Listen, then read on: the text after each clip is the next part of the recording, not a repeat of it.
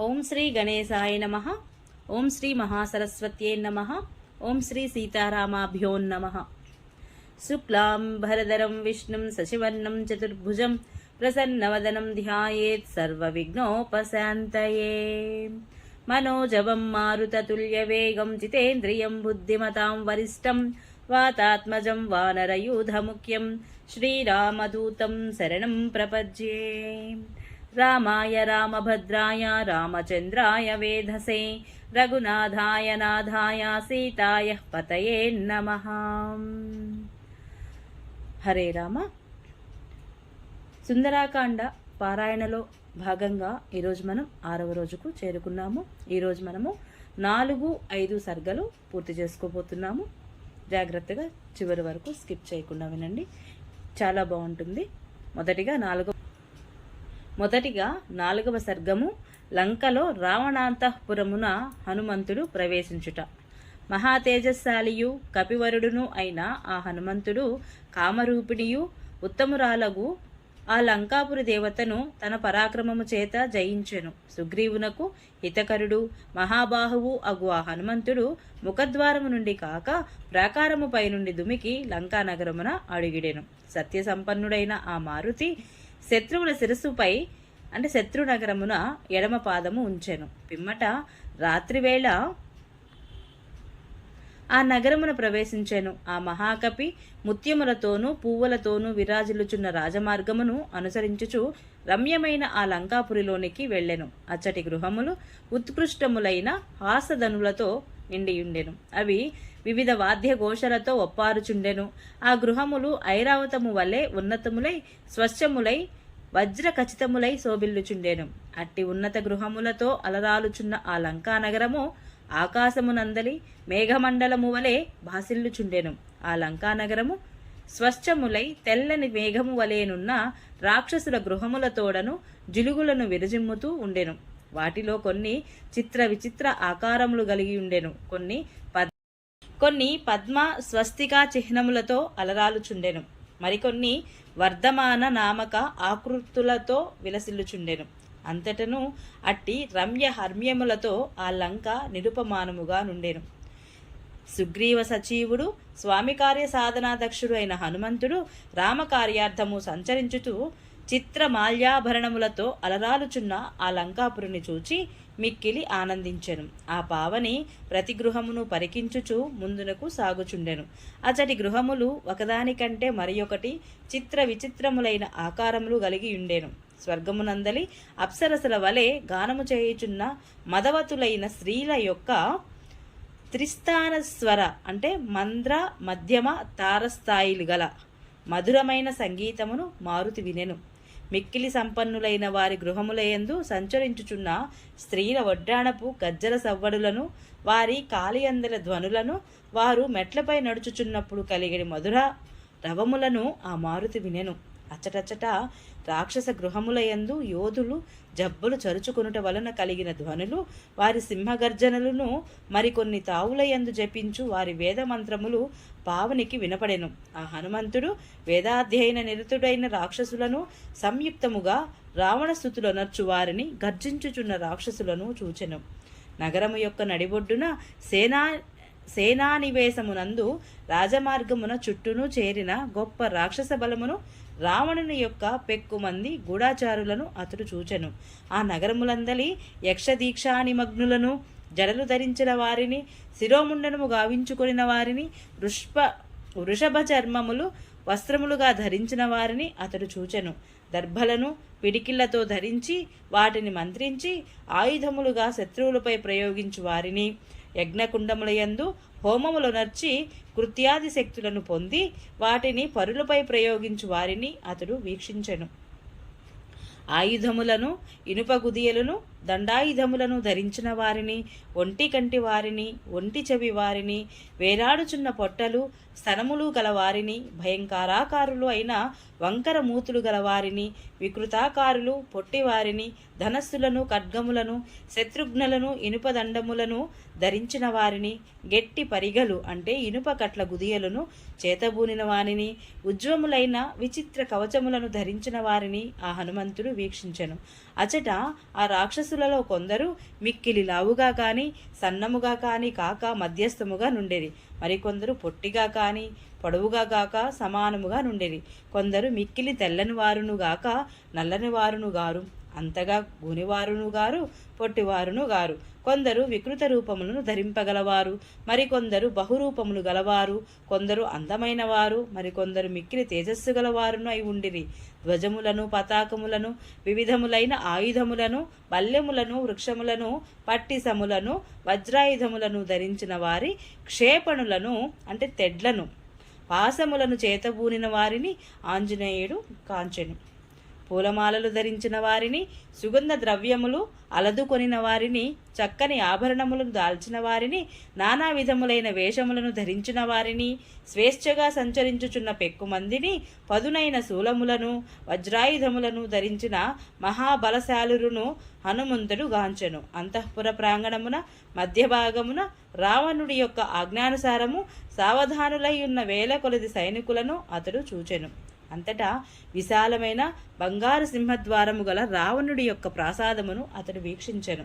ప్రసిద్ధమైన రావణుడి యొక్క ఆ మహాభవనము త్రికూటాద్రిపై సుప్రతిష్టమై ఉండెను. అది తెల్లని కమలములతో కళకళలాడుచుండెను, అగర్తులతో శోభిల్లుచుండెను. దాని చుట్టూను కూడా దుర్గమమైన ప్రాకారము నిర్మితమై ఉండెను. అట్టి వైభవోపేతమైన మహాభవనమును ఆ కపీశ్వరుడు దర్శించెను. రావణుడి యొక్క ఆ మహాప్రసాదము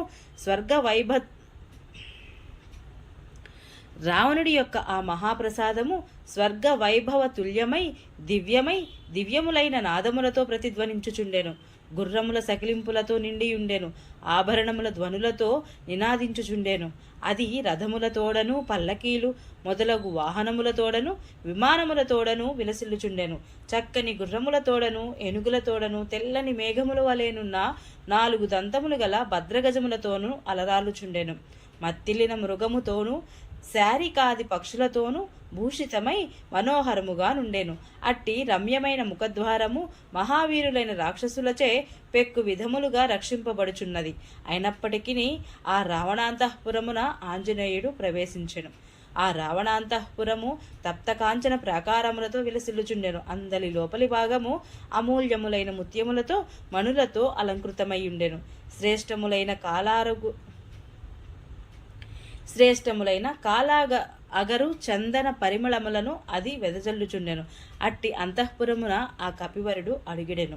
వాల్మీకి మహర్షి విరచితమైన ఆది కావ్యమైన శ్రీమద్ రామాయణములందరి సుందరకాండమందు 4వ సర్గము సమాప్తము. ఇక 5వ సర్గము ప్రారంభించుకుందాము. చంద్రశోభ వర్ణనము.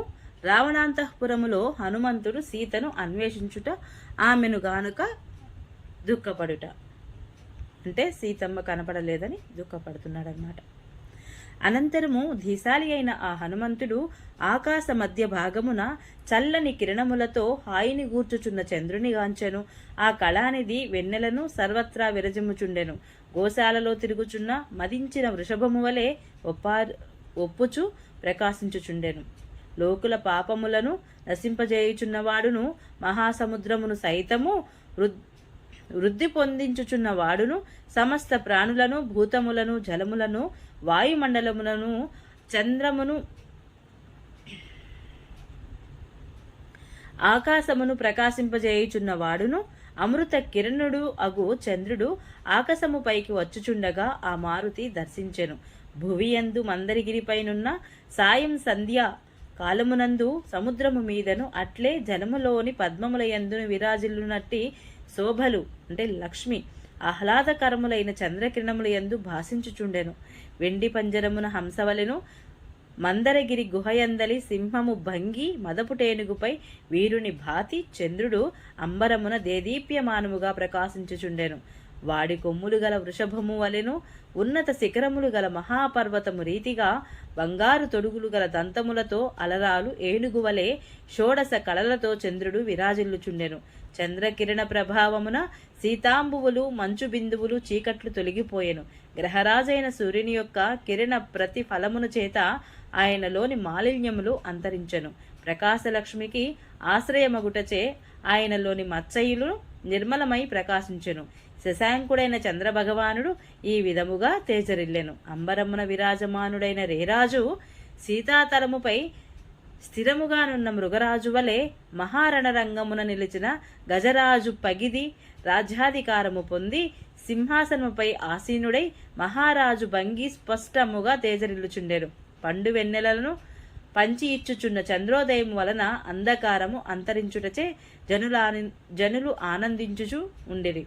నిశాచరులు మాంసభక్షణనందు ప్రవర్తులై సంతోషించుచుండిరి. స్త్రీ పురుషులు ప్రణయ కలహములను వీడి అనురాగ సౌఖ్యములో ఓలలాడుచుండిరి. ఇట్లు అందరికీ ఆనందకరమైన ప్రదోషకాలము. సీతాన్వేషణ తత్పరుడైన హనుమంతునకు స్వర్గ సుఖదాయకమాయను. వీణాతంత్రీయ రవములు వీణుల విందు గావింపబడెను. అనుకూలవతు అంటే సత్ప్రవర్తనులైన స్త్రీలు పతులతో కూడి నిద్రించుచుండిరి. అట్లే మిక్కిలి అద్భుతమైన భయంకరమైన ప్రవృత్తి గల నిశాచరులు విహారములు సల్పుచుండిరి. ధీరుడు ప్రజ్ఞాశాలి అయిన ఆ హనుమంతుడు చూచిన గృహములలో కొన్ని మధిరాపానమత్తులై స్పృహను కోల్పోయిన వారై ఉండిరి. మరికొన్ని రథాశ్వములు అంబారీలతో కూడిన గజములను కలిగి ఉండెను. ఇంకనూ కొన్ని వీరలక్ష్మి సంపన్నములై కళకళలాడుచుండెను. ఆ గృహములలోని రాక్షసులలో కొందరు ఒకరినొకరు పరిహసించుకొనుచుండిరి. బలిసిన బాహువులను ఒకరిపైనొకరు వేసుకొనుచుండిరి. మధిరామత్తులైన వారు అధికముగా ప్రేలాపనలు గావించుచుండిరి. అంటే ఎక్కువ మదిరను పానము చేసిన వారు అధికముగా మాట్లాడుచున్నారనమాట. అలాంటి వారు కూడా చూశారు. పరస్పరము బెదిరించుకొనుచుండిరి. కొందరు రాక్షసులు రొమ్ములు విరుచుకొని ఉండిరి. కొందరు తమ కాంతలపై తూలిపడుచుండిరి. మరికొందరు వివిధ వేషములను ధరించుచుండిరి. కొందరు బలమైన ధనస్సులను అటూ నిటూ తిప్పుచుండిరి. అట్టి రాక్షసులను మారుతిగాంచెను. ఆ భవనములోని కొందరు కాంతలు అంగరాగాదులను అలదుకొనుచుండిరి. మరికొందరు స్త్రీలు మరలా నిద్రలో మునుగుచుండిరి. సుందరవదనులైన కొందరు దరహాసములు చేయుచుండిరి. కొందరు కుపితలు నిట్టూర్పులు విడుచుచుండిరి. ఆ లంకాపురి ఏనుగు లంఘీకారముతో నిండియుండెను. మిక్కిలి పూజ్యులైన సజ్జనులు తోడ విరాజిల్లుచుండెను. ఇంకను ఆ పురి నిట్టూర్పులు విడుచుచున్న వీరులతో కూడినదై బుసరు కొట్టుచున్న సర్పములతో నిండి ఒక మడుగు వలె ఒప్పుచుండెను. నగరమునందలి రాక్షసులలో బుద్ధిశాలురును వివిధ విద్యలలో ఆరితేరిన వారు, చక్కగా వ్యవహరించువారు, ఆస్తికులు, వివిధములగు స్వభావములు గలవారును చక్కని పేర్లు గలవారును గలరు. అట్టి ప్రముఖ రాక్షసులను మారుతిగాంచెను.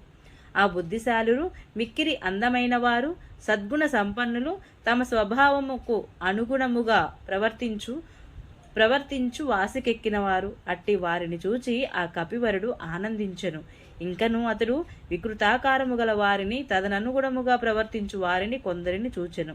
అనంతరము మారుతి శ్రేష్ఠ పురుషులకు తగిన సతులను, పతుల యందు ప్రేమానురాగములు గలవారిని, అనుగుణమైన మంచి ప్రవర్తనలు గల శీలవతులను చూచెను. ఇంకను తమ ప్రియులపైనను పానాదుల యందును ఆసక్తి గలవారు, నక్షత్రముల వలె మిక్కిలి శోభిల్లుచున్నవారు అయిన ఆ రాక్షస స్త్రీలను అతడు గాంచెను. చక్కని చుక్కలైన కొందరు స్త్రీలు అర్ధరాత్రమున తమ కాంతుల కౌగిళ్లలో చిక్కి సిగ్గుదొంతరలలో మునిగి ఆనందపరవశులయ్యుండెరి. వారు పుష్పములచే కప్పబడిన పక్షుల వలె ఒప్పుచుండెరి. అట్టి స్త్రీలను ఆ కపివరుడు గాంచెను. ధర్మపరాయణులైన కొందరు కులసతులు కామ వికారములకు లోనైన వారై హర్మ్య తలముల యందు తమ ప్రియుల యొడులలో చేరి వారిని ఆనందింపజేయుచుండిరి. తాము సుఖానుభూతిని పొందుచుండిరి. అట్టి వారిని దీశాలి హనుమంతుడు చూచెను.